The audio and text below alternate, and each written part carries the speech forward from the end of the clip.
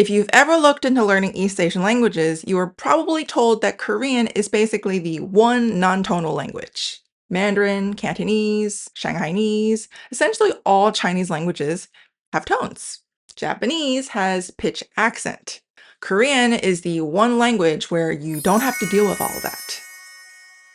I'm sorry to tell you, but that may be changing. Let me break down the latest discovery in Korean linguistics.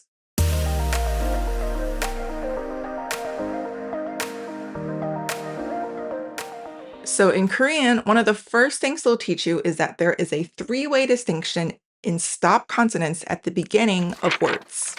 Plain consonants, aspirated consonants, and tense consonants produced by tightening of the throat.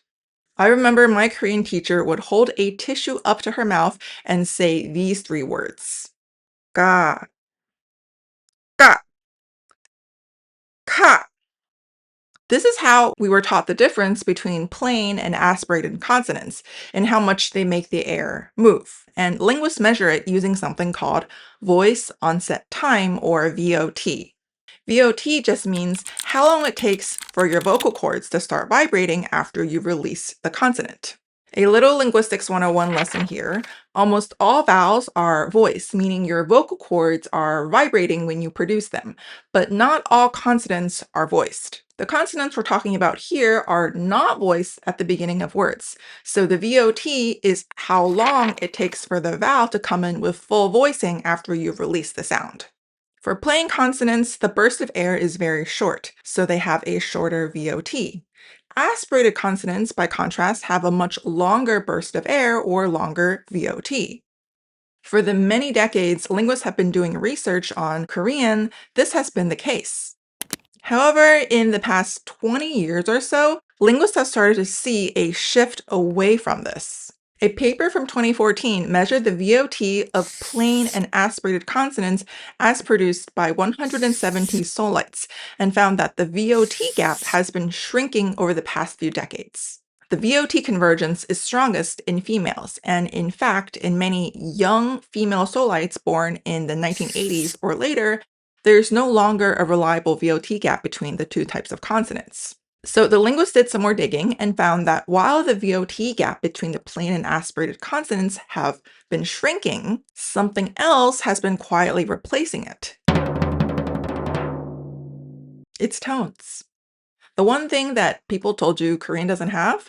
Well, I hate to break it to you, but it's starting to happen to Korean. But before we go any further, a quick shout out to the sponsor of today's video, Migaku. If you're learning Korean, you've probably noticed that there is a big gap between understanding it on paper and how it sounds in real life. That's why so many people struggle to get fluent. Migaku is built from learning around real content. So, for example, you can be watching a K-drama or something on YouTube, Netflix, or Disney Plus. You see a word you don't know, you click it to learn its meaning instantly, and then you can turn that exact sentence into a flashcard with its original audio.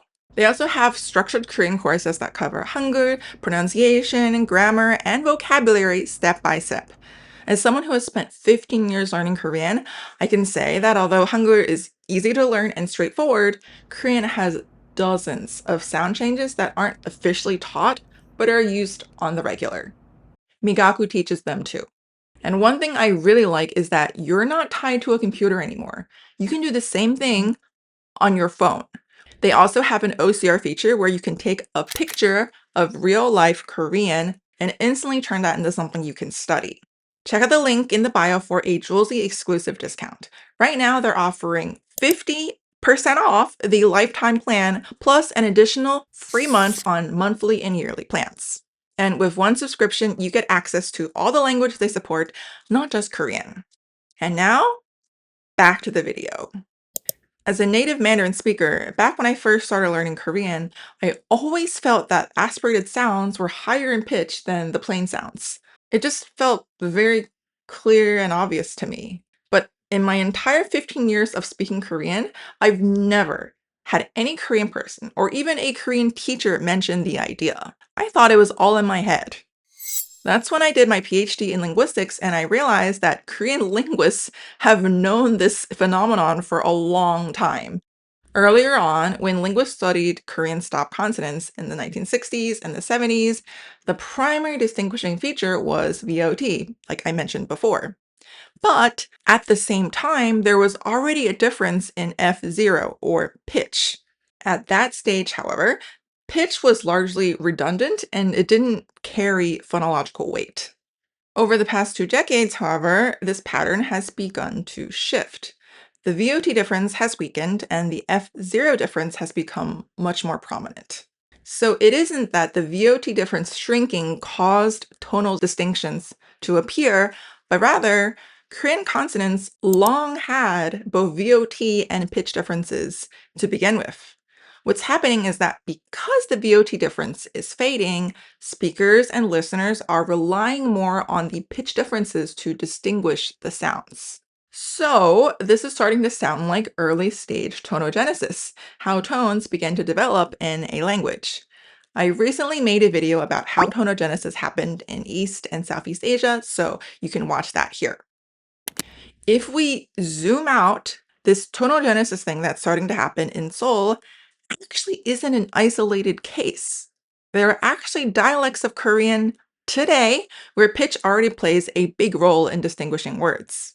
For example, dialects from the southeastern Gyeongsang-do region, places like Busan and Daegu, they already have a system where pitch can differentiate words. Linguists usually describe this as a pitch accent system, similar to what exists in Japanese. And speaking of pitch accent, I get asked this question a lot. What is the difference between tones and pitch accent? The main difference is that in tonal languages, each syllable is associated with its own tone. And this happens a lot in languages like Mandarin and Vietnamese, where the pitch contrasts are widespread across syllables, even though these pitches can interact with each other in speech. Pitch accent languages usually have more limited pitch contrast organized at the level of the whole word. So instead of every syllable having a full tone, each word has a specific pitch pattern, usually involving a rise or a drop in pitch at a certain point. A good example of pitch accent in the Gyeongsang dialect is kaji. In standard Seoul Korean, kaji can mean type, eggplant, and branch, and you have to rely on the context to tell them apart.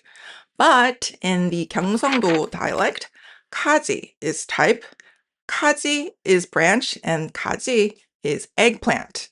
What's even more interesting is that the pitch accent in Gyeongsang-do is not a random phenomenon, but rather a remnant of Middle Korean, an older system that's been preserved in that region.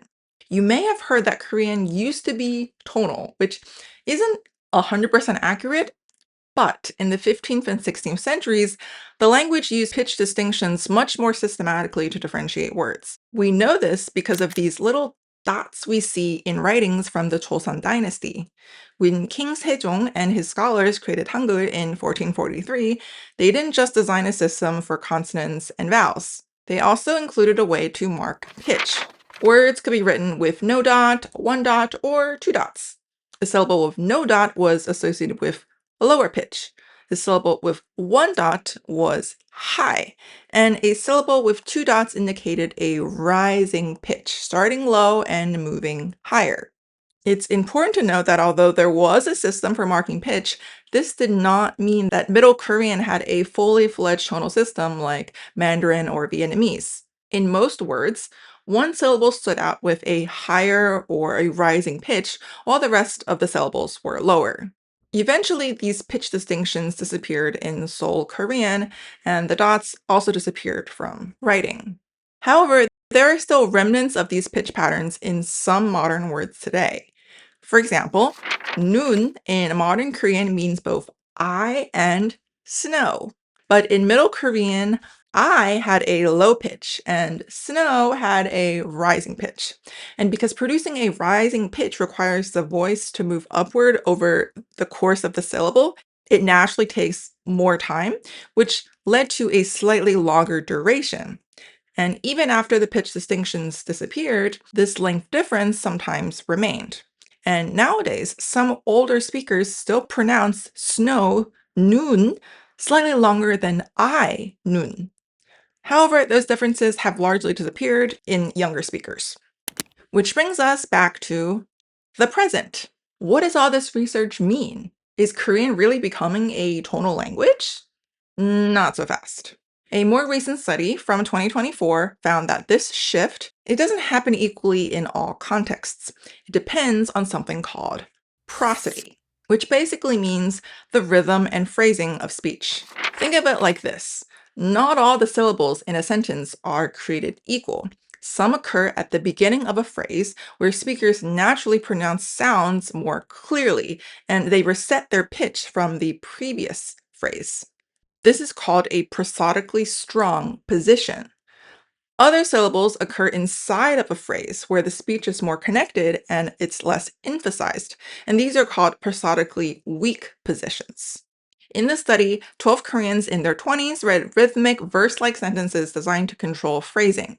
These sentences include plain and aspirated minimal pair words in different prosodic positions, such as phrase initial and phrase medial, allowing researchers to compare how pitch and VOT varied across strong and weak contexts.